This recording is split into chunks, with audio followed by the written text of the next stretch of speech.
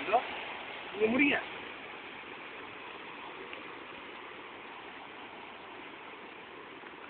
என் கையில அருவா இருக்கு. வேணாங்க, நீங்க மொத்தம் அதை கொட்டி கலக்கணும். நான்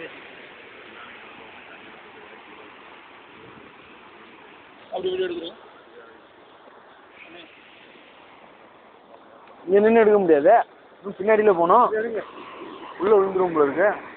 கட்டால வாங்கண்ணா போதும் போதும்